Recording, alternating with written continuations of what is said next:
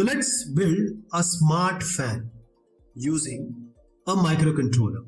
The fan should turn on if it's hot and off if it's cool. So how it will work?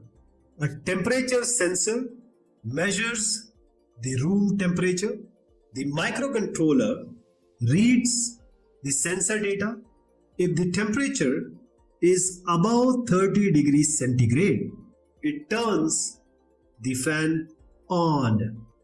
If it's below 30 degrees centigrade, it turns the fan off. Now inside the microcontroller, you will write a simple program like this.